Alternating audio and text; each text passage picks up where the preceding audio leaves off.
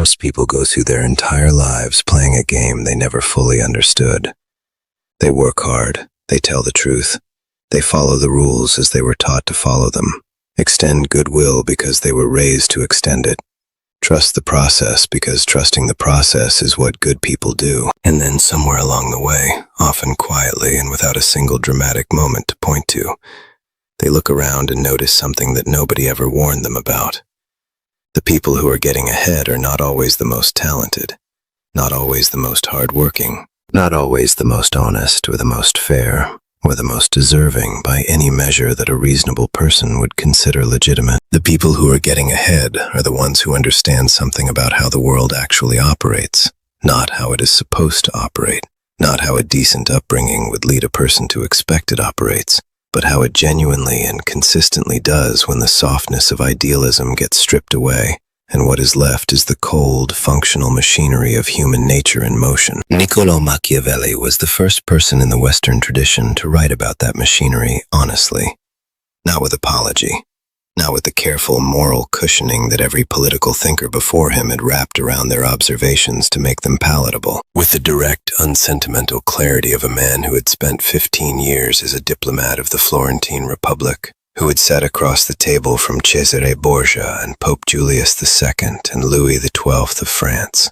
who had watched alliances form and fracture, and watched men of enormous reputation fall to men of far lesser virtue but far sharper strategic awareness. In 1513, stripped of his position, imprisoned, tortured, and exiled by the Medici regime he had served, he sat in a farmhouse outside Florence and wrote the most dangerous book in the history of political thought. Not dangerous because it was wrong, dangerous because it was right.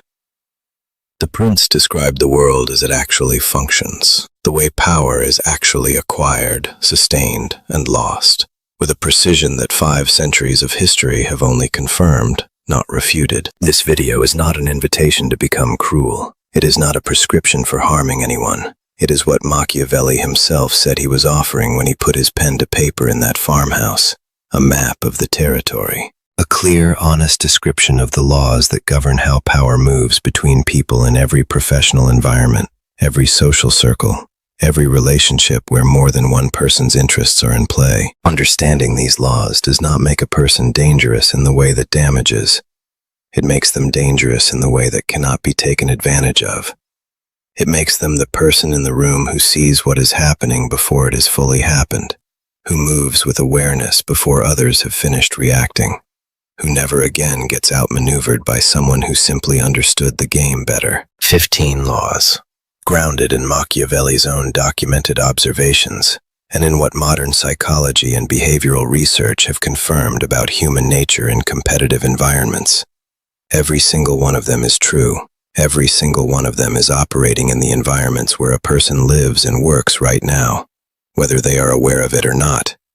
The only question is whether they are using these laws consciously or having them used against them without realizing it. Before going any further, if this kind of content has ever landed where it was supposed to land, take 2 seconds right now. Like this video, because every like puts this in front of the person who needs it today. Subscribe to this channel and turn on the notification bell, because these conversations happen here regularly, and they are not the kind of conversations that wait. And right now, in the comments below, drop the city or the country where this is being watched from, and the exact time it is in that part of the world. It does not matter if it is 4 in the morning or a quiet Sunday afternoon or a lunch break stolen from a week that has been asking too much. People are watching this from Lagos and London, from Toronto and Singapore, from cities that never sleep and towns that rarely stir, all arriving at the same conversation at exactly the moment they were supposed to find it. Drop the location and the time, because this community is real, it is global, and right now it is worth knowing who is in the room. Number 1. Power is never given. It is always taken, always earned, or always seized from the space that someone else left unguarded. Machiavelli observed across every political environment he studied that power does not flow to virtue. It flows to those who position themselves to receive it, who act when the moment arrives, and who understand that waiting to be recognized is a strategy that almost always ends in disappointment. Most people operate under the assumption that if they do the work well enough and long enough, the recognition will come. that someone above them in the hierarchy is paying careful attention and will eventually deliver what the effort deserves. Machiavelli watched this assumption destroy capable men repeatedly. He documented that fortune creates the occasion, and virtu, the combination of capability, decisive action, and strategic awareness, makes the outcome. The occasion does not wait for the person to feel ready. It arrives, lingers briefly, and moves on to whoever is positioned to take it. Research on career advancement and organizational behavior confirms this with uncomfortable precision. Studies on who gets promoted in competitive environments consistently show that self-promotion and strategic visibility are stronger predictors of advancement than performance quality alone. The person who does excellent work in silence, and the person who does excellent work while ensuring that the right people know about it, exist in different professional universes, even when the quality of their output is identical. Understanding this is not cynicism. It is the same observation Machiavelli made about the courts of Florence, updated to the offices and organizations of the modern world. Power goes to the person who reaches for it with both hands and positions themselves to receive it before the moment of opportunity has fully formed and passed. Imagine someone in a professional environment who has been producing genuinely excellent work for 2 years. Quietly, consistently, with the kind of depth and care that their manager rarely sees because the work speaks for itself, and they have always believed that speaking for oneself is unnecessary when the work is good enough.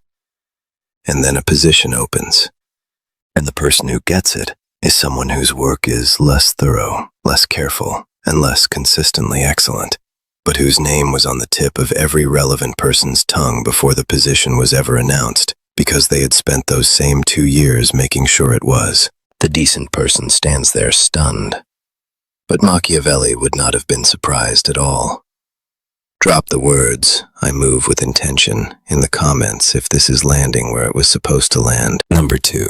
The appearance of power and the reality of power are equally important, and confusing them is a fatal mistake in either direction. Machiavelli wrote in The Prince that everyone sees what a person appears to be, and very few experience what they actually are. This observation, which has made philosophers uncomfortable for 5 centuries because of how nakedly it describes human perception, is not a prescription for deception. It is a description of how the human brain actually processes social information. Research on impression formation confirms that people form assessments of others rapidly, weight those assessments heavily in every subsequent interaction, and filter incoming evidence through the lens of what they already believe, rather than updating their beliefs as new evidence arrives. The appearance is not separate from the reality of how a person is treated. It is the primary mechanism through which social reality gets constructed. The genius person understands this and manages both sides simultaneously. They build genuine capability, real competence, real knowledge, real depth, because appearance without substance eventually collapses, and collapses publicly. But they also understand that real capability that is never made visible to the people whose opinions shape outcomes might as well not exist for the purposes of the environments that matter. They dress the part. They carry themselves as though they already occupy the position they are building toward. They speak with the measured confidence of someone who has already arrived, rather than the tentative uncertainty of someone still hoping for permission. Not because they are performing a fiction, because they understand that how they are perceived determines the opportunities they are considered for before they have ever had the chance to demonstrate what they can do. Number 3. Gratitude is the weakest of all political bonds, and building power on it is building on sand. Machiavelli's assessment of human gratitude was blunt and documented across real historical cases. People are grateful until it becomes inconvenient to be grateful, and they abandon obligations of gratitude the moment their self-interest points in a different direction. He observed this not with contempt for human nature, but with the matter-of-fact accuracy of someone who had watched it happen enough times to stop being surprised by it. He wrote that the bonds of love are broken by the baseness of humanity whenever necessity speaks, while the bonds of fear hold because they involve a dread of consequences that does not disappear when self-interest changes direction. Modern research on reciprocity and social exchange confirms the asymmetry Machiavelli identified. Studies on how people weight favors they have received versus favors they have given consistently show that the person who was helped discounts the value of the help much more rapidly than the person who gave it expected. The helper remembers the gift clearly. The recipient remembers it less vividly over time, reframes it as less significant, and finds increasingly compelling reasons why their subsequent actions do not constitute ingratitude. Building influence on the expectation that people will honor their debts of gratitude is one of the most reliable ways to be disappointed repeatedly. Building influence on the creation of genuine mutual interest, on arrangements where what a person gains from the relationship is continuously visible and continuously relevant to them, is the structure that holds. Number 4. Never wound what you cannot destroy, because a wounded enemy is the most dangerous thing in any environment. This is one of Machiavelli's most documented and most consistently validated observations across political, professional, and social environments. He wrote that injuries should be done all at once, so that the person who receives them has less time to feel them, and therefore will take less revenge for them. When half measures are taken, when someone is embarrassed but not removed, criticized but not addressed, threatened but not neutralized. What has been created is not a weakened opponent. What has been created is a motivated one. A person who has been partially harmed and fully humiliated has been given every reason to focus their energy and attention on the source of that harm, and has lost nothing that would have made them indifferent to that focus. Research on organizational conflict and what psychologists call the wounded ego effect shows that public embarrassment or partial professional defeat is a powerful activator of what researchers describe as motivated cognition, the process by which a person becomes intensely focused on restoring the status or dignity that has been taken from them. The person who has been partially wounded is not weakened. They are energized. The genius person understands this and applies 2 distinct strategies accordingly. Where a difficult truth must be communicated, it is done completely, clearly, and privately, without the theater of public humiliation that accomplishes nothing except the creation of a dedicated adversary. And where a position must be defended or contested, it is done with the full weight of what is available, not with tentative half gestures that signal weakness while simultaneously guaranteeing retaliation. Drop the words, "I finish what I start," in the comments, because the people who understand this law never leave things half done when the stakes are real. Number 5. The person who controls the narrative controls the outcome before anyone has finished evaluating the facts. Machiavelli observed that in every contested situation, the version of events that is established first tends to persist, regardless of how thoroughly subsequent evidence challenges it. He wrote about the importance of controlling information, of being the source from which the room's understanding of a situation flows, as a form of power that operates entirely independently of the underlying reality it is supposedly describing. This is not because he believed in the value of lies. It is because he understood that the human mind does not evaluate information neutrally. It evaluates new information against the frame of what it already believes, and the first frame installed in any contested situation is extraordinarily resistant to replacement. Research on confirmation bias and primacy effects in social cognition confirms this with precision. Studies show that the first account of a conflict or situation that reaches an audience produces a cognitive template through which all subsequent accounts are filtered. Accounts that align with the template are accepted and integrated. Accounts that challenge it are treated with skepticism and require significantly more evidence to displace the original impression. The genius person understands that in any contested professional or social situation, speaking first, clearly, calmly, and from a position of apparent composure, is itself a strategic act. Not because they are deceiving anyone, because they are establishing the frame through which the situation will be understood before anyone else has the opportunity to establish a different one. Imagine a project that has gone sideways, a decision that produced a difficult outcome, a conflict between 2 people in the same professional environment.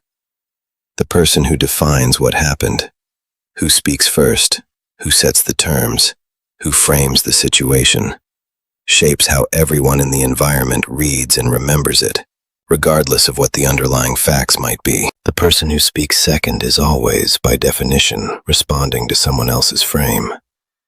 They may have a more accurate account, they may have a stronger case, but they are on defense from the moment they open their mouth, and defense in a narrative contest is an inherently weaker position than offense. The genius person understands this deeply. They make sure they are almost never the second voice in a situation that actually matters. Number 6, keep your own counsel. The person who broadcasts their intentions hands their opponents the map to everything that matters. Machiavelli wrote that a wise prince should keep his own counsel, seek advice selectively, and guard his thoughts with more care than he guards his treasury. He observed that men who freely disclosed their plans were men who had provided everyone around them with both the roadmap to their goals and the blueprint for how to disrupt them. He saw this mistake destroy capable men repeatedly, men who talked too freely about what they intended, who sought validation for plans that required confidentiality, who confused openness with trust, and ended up funding the very opposition they had been trying to overcome. Modern research on information asymmetry in competitive environments confirms that strategic silence is a genuine advantage. Studies on negotiation and competitive dynamics consistently show that the party with the more complete picture of the other's intentions, needs, and plans holds a structural advantage that is very difficult to overcome through effort alone. The genius person cultivates deliberate opacity about their plans and intentions, not through lying, but through the consistent practice of saying less than they know, revealing less than they have decided, and allowing others to work from incomplete information, while they themselves operate from a complete one. They listen more than they speak in high-stakes environments.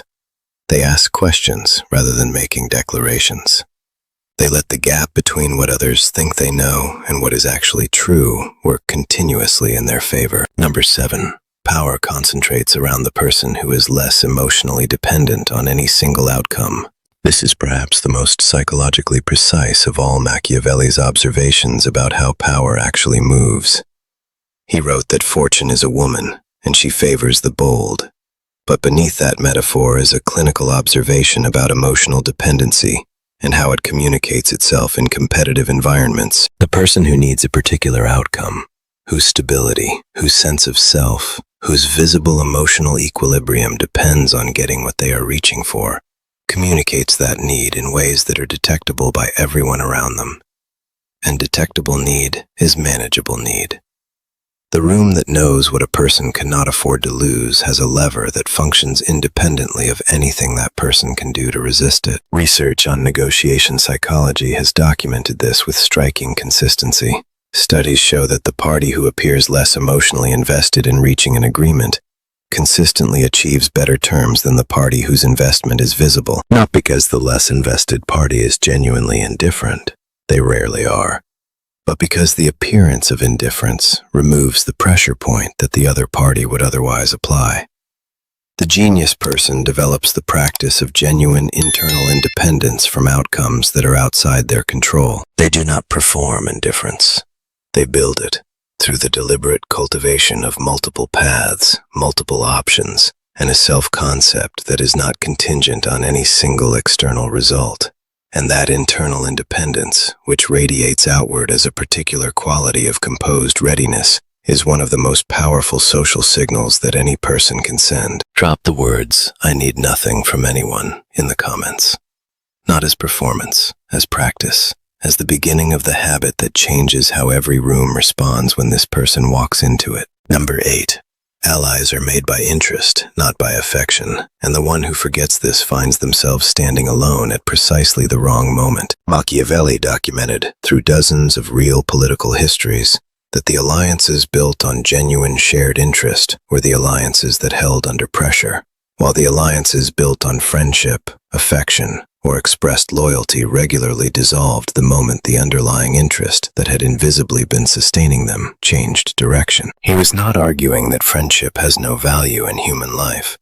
He was arguing that in the specific context of contested environments, where resources, positions, and outcomes are being competed for, the emotional content of a relationship is a poor predictor of how that relationship will function when the stakes become real. Research on coalition dynamics in organizational behavior confirms this consistently. Studies on how professional alliances form and fracture show that self-interest is the primary structural component of any durable alliance in a competitive environment. People support each other when supporting each other serves their interests, and withdraw that support when it no longer does, regardless of the warmth of the expressed relationship that preceded the withdrawal. The genius person maps relationships according to genuine shared interest, rather than expressed affection. They ask, clearly and without sentiment, what this person gains from the alliance and what they lose if it fractures. They build relationships that serve both parties' real interests, rather than relationships that feel warm in ordinary circumstances, but hold nothing when the circumstances stop being ordinary. Imagine someone who has spent years cultivating what they believe is a strong alliance with a colleague. Lunches, genuine warmth, the easy comfort of a relationship that has always felt reciprocal and real. And then a moment arrives where that colleague's career interest and the person's career interest point in different directions, not dramatically, just clearly. And the colleague chooses the direction that serves them, without malice, without drama, with the natural, efficient self-interest that Machiavelli spent his entire career documenting, and that most people are still somehow surprised by when they encounter it in their own professional life. The genius person is not surprised by this. They expected it, because they built their understanding of the alliance on accurate foundations rather than emotional ones. And because of that, they are already positioned for exactly this moment. Number 9. Never rely on a single person's continued goodwill to protect something that matters. Machiavelli observed that the ruler who depends on the goodwill of one individual, one ally, one patron, one powerful benefactor, has placed everything that matters on a foundation that a single change of mind, a single shift in fortune, or a single competing interest can collapse entirely. He documented this through the histories of rulers who rose through the favor of powerful patrons and fell the moment that patron died, lost power, or found a more advantageous arrangement. The concentration of dependency is always a structural vulnerability, regardless of how reliable the relationship appears in the present moment. Research on professional resilience and career sustainability echoes this with precision. Studies on long-term professional success consistently identify diversified networks, relationships across multiple domains, with multiple sources of support, opportunity, and information, as one of the strongest predictors of sustained performance through adversity. The person with a single, powerful patron is only as secure as that patron's continued interest. The person with 10 relationships, each providing something distinct, is structurally much harder to dislodge because no single change removes everything at once. The genius person deliberately diversifies the sources from which their support, their access, and their opportunities flow. They cultivate relationships across levels and domains. They never allow a single relationship, however warm and however powerful, to become the single point on which everything essential rests. Number 10. The person who adapts to the moment is more powerful than the person who is more capable but inflexible. This is one of Machiavelli's most insistent and most carefully documented observations across the Prince and the discourses on Livy. He wrote that the prince who adapts his methods to the demands of the times will flourish, while the prince who persists with methods that brought him success in different circumstances will eventually fall when the circumstances change and his methods do not. He observed with the specificity that direct political observation produces that many men of tremendous capability and genuine virtue failed precisely because they could not bring themselves to operate differently when the environment demanded it. They were excellent, but their excellence was calibrated to a world that had moved on without them. Research on adaptability and cognitive flexibility in professional environments confirms that the capacity to shift approaches fluidly in response to changing conditions is one of the strongest predictors of sustained effectiveness. Studies on executive performance in volatile environments consistently show that adaptability outperforms expertise in conditions of genuine uncertainty. The genius person does not have a single mode of operating that they apply uniformly regardless of context. They read the environment with precision, identify what the specific situation requires, and calibrate their response accordingly. They are warm when warmth serves the outcome. They are direct when directness is required. They are patient when patience is the sharpest tool available. The consistency is in the result they are building toward, not in the method they deploy to build it. Imagine someone who spent their entire career succeeding through a particular approach. Directness, urgency, the forceful clarity that works brilliantly in environments that reward bold initiative. They were exceptional at it. And then the environment changed. A new structure, a different culture, a shift in what the room rewards. And they kept doing what had always worked, because what had always worked was genuinely excellent and genuinely theirs. And it stopped working. Not because they became less capable, because the territory shifted and they kept navigating by the old map. Machiavelli watched this happen to men of genuine greatness, and the lesson he drew from it was not that excellence is insufficient. It is that excellence without adaptability is a fixed asset in a world that keeps moving. Drop the words, "I read the room," in the comments, because this is exactly the skill that separates the person who keeps winning from the person who wins once and then wonders what changed. Number 11.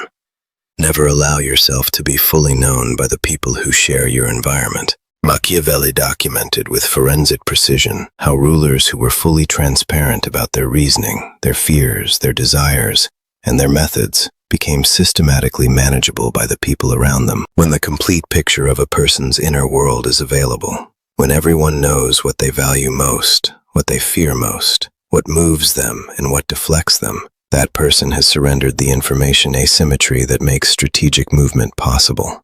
They have given the room a complete map to themselves, and anyone who wants to manage rather than engage with them has everything they need to do so. Research on strategic self-disclosure in competitive environments shows that people who manage what they reveal about their thinking, preferences, and vulnerabilities maintain significantly better negotiating positions and are targeted for manipulation far less frequently than people who are habitually open about their inner state. This does not mean becoming cold or remote.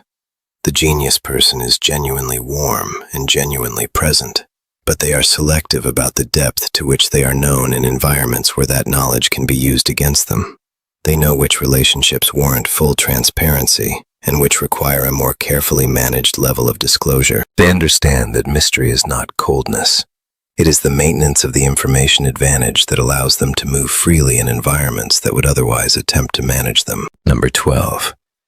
People remember how something ended far more vividly than how it began or what happened in the middle. Machiavelli observed across political and social histories that the final impression, the last thing people experienced before they formed their settled judgment, carried disproportionate weight in how events and individuals were remembered and evaluated. He advised that when difficult action was necessary, it should be done quickly and completely at the start, and that generosity and goodwill should be displayed consistently toward the end, when people are forming the lasting impressions that will govern their behavior long after the specific details of what happened have faded.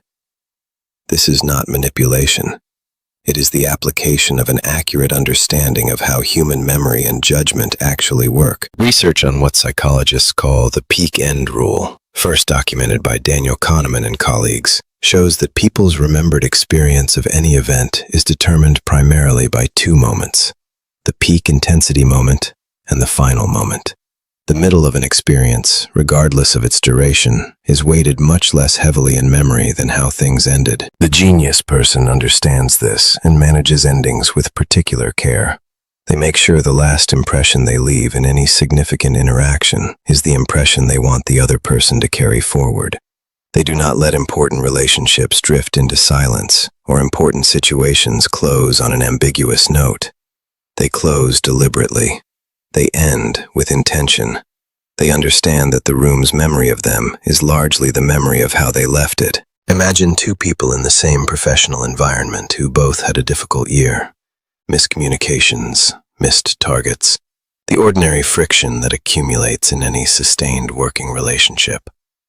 One of them lets the year drift to its close on a note of unresolved tension, promising themselves they will address it in January, never quite getting there. The other one makes a deliberate effort in the final weeks to close the outstanding things cleanly, not with drama or apology, but with the quiet competence of someone who understands that the reset is more valuable than the argument. Who gets remembered as the difficult colleague?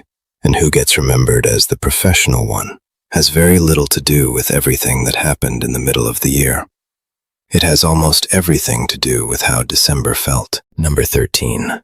Cruelty applied strategically and completely once is more merciful than cruelty applied gradually and repeatedly over time. This is the Machiavellian law that most people initially recoil from, and it is also the one that, upon reflection, reveals itself as one of the most genuinely humane observations about how difficult decisions should be made. Machiavelli wrote that whatever injuries must be done should be done all at once, so that, tasting them less, the injured party will be less resentful. Drawn-out, gradual, uncertain consequences are more painful over time than a single, clear, and complete resolution. The person who knows their position is being eliminated over the course of 6 months of ambiguous signals, diminishing inclusion, and quietly redirected responsibilities, suffers more total pain than the person who receives a clear, complete, and final communication, and can begin rebuilding from a known position. Research on uncertainty and psychological suffering confirms this directly. Studies on the relationship between uncertainty and stress show consistently that ambiguous negative outcomes produce significantly more sustained psychological distress than clear negative outcomes of equivalent magnitude. The not knowing is worse than the knowing. The genius person understands this and applies it to every difficult decision they must make that affects others. They do not string people along with half signals and ambiguous messages when a clear decision has already been made. They are direct, complete, and as early as possible, not because directness is comfortable, because prolonged ambiguity is the cruelest thing that can be done to a person waiting for information that will determine the shape of their future. Number 14. The person who masters their own reactions has mastered the most powerful instrument in any social environment. Machiavelli wrote extensively about the importance of what he called a prince's bearing, the quality of composure and settled authority that communicates, before a word is spoken, that this person is not available to be rattled, provoked, or moved by the emotional weather of the room. He observed that the ruler who could be made to react visibly to a provocation had revealed the location of his controls to anyone who was watching.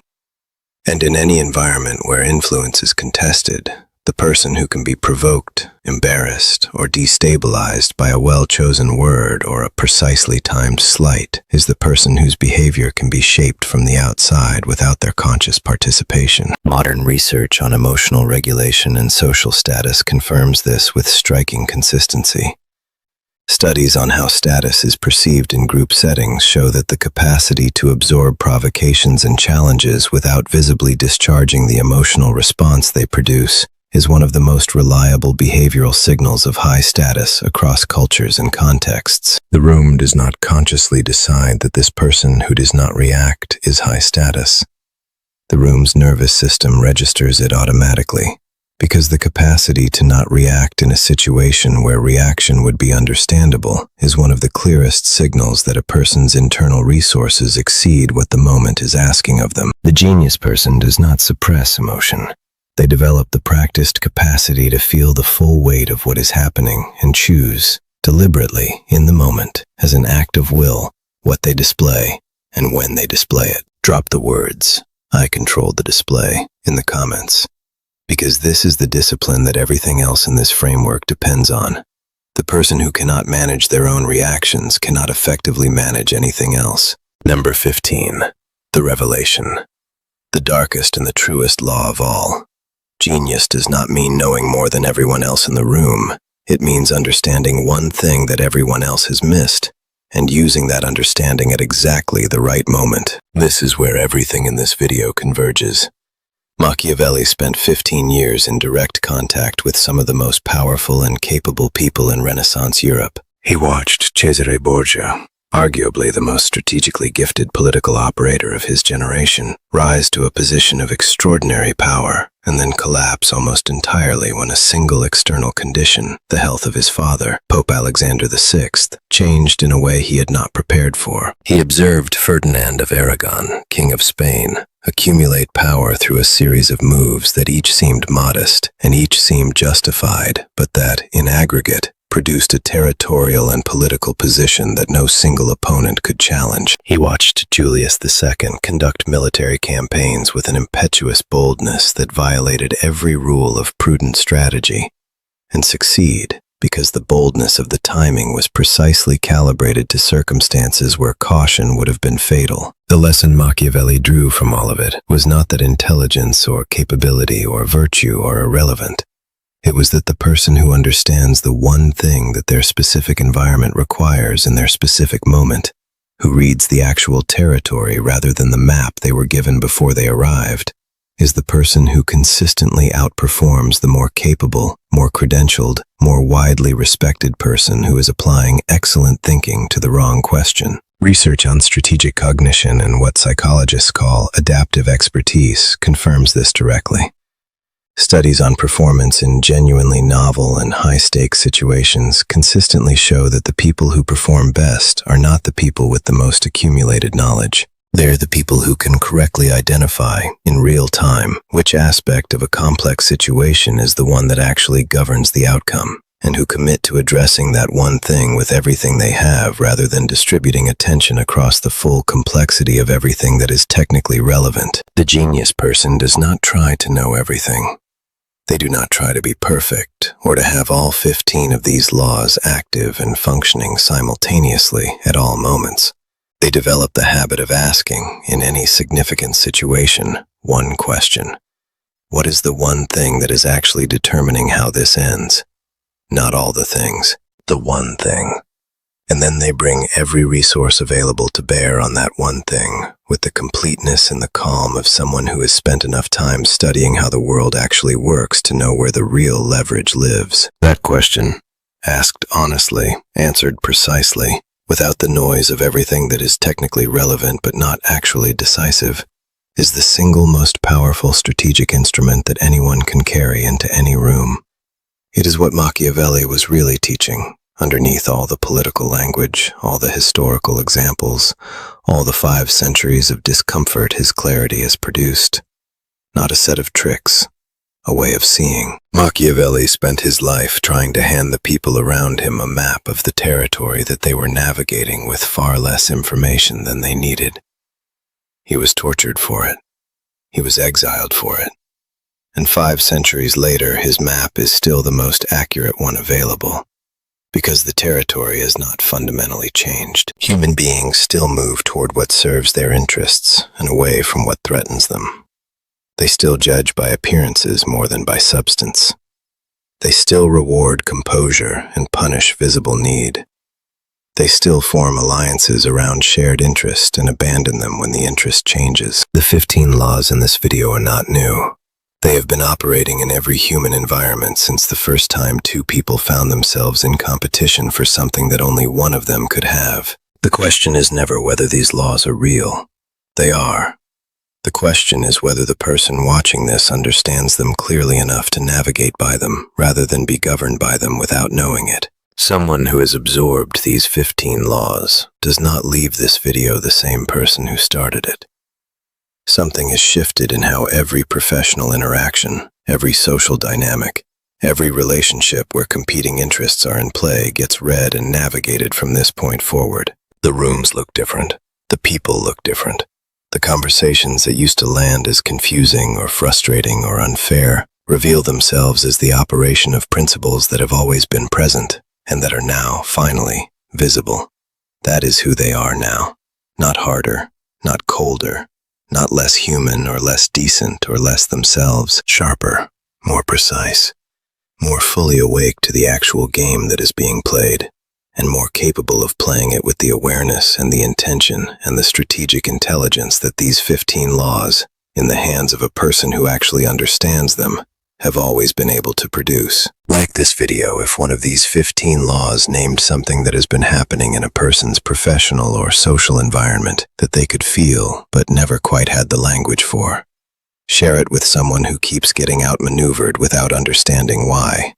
They need this more than they know, and understanding it will change how they move through every room they walk into. And subscribe to this channel, because the next video goes into the specific daily behaviors of the most strategically aware people. the ones who never seem to be caught off guard, and exactly what they are doing in the first 60 seconds of any high-stakes interaction that most people never notice until it is far too late to course correct.